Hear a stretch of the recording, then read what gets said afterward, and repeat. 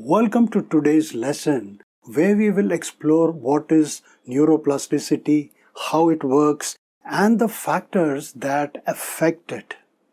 So, what is neuroplasticity? Put simply, neuroplasticity can be defined as the brain's ability to change and adapt in response to different experiences. The brain is not a static organ, but rather a dynamic one that is, constantly changing throughout our lives.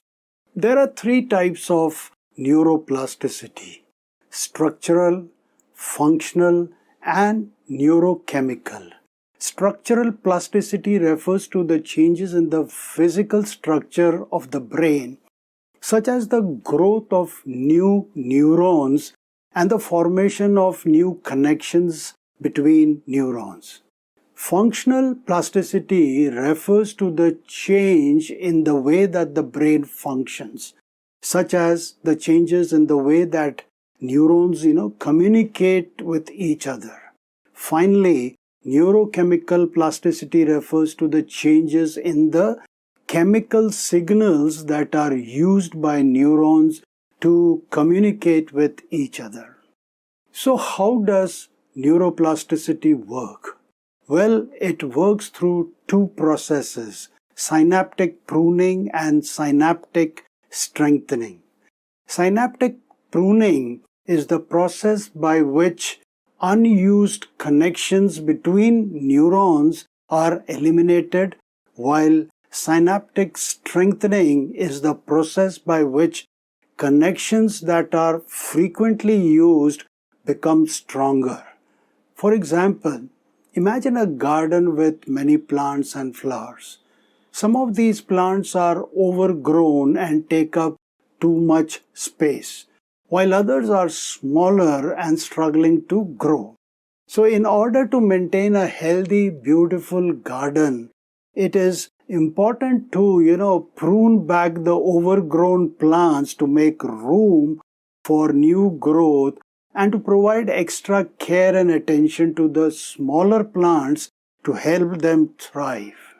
In a similar way, the brain constantly undergoes synaptic pruning and synaptic strengthening to maintain a healthy balance of connection between neurons. Just like overgrown plants, unused connections between neurons are pruned back to make room for new connections to form. And just like smaller plants that need extra care, connections that are frequently used are strengthened to ensure they remain functional and effective.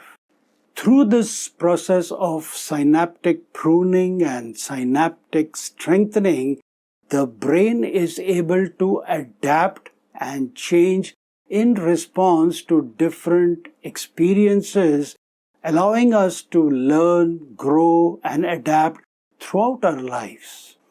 There are several factors that can affect neuroplasticity, including age, environment, and experience. For example, research has shown that neuroplasticity tends to decline with age but can be maintained through activities such as learning new skills and engaging in physical exercise.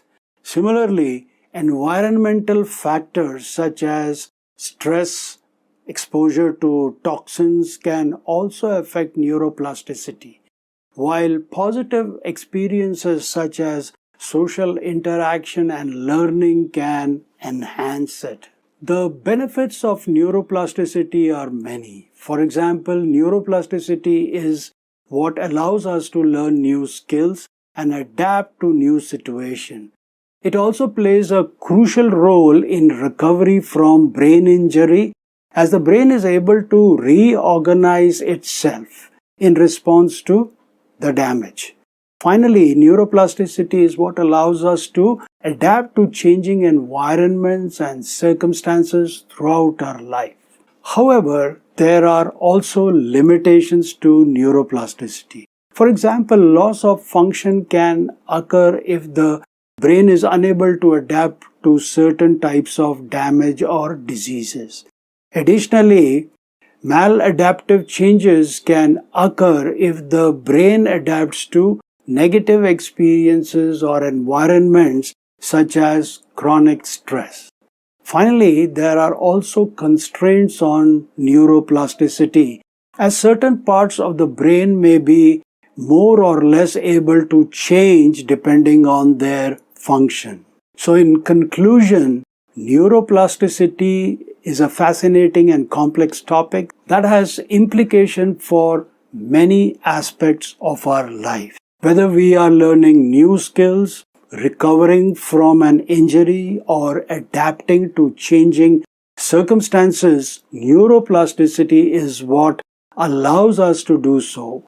While there are limitations to neuroplasticity, there is also much that we can do to enhance it and take advantage of its benefits.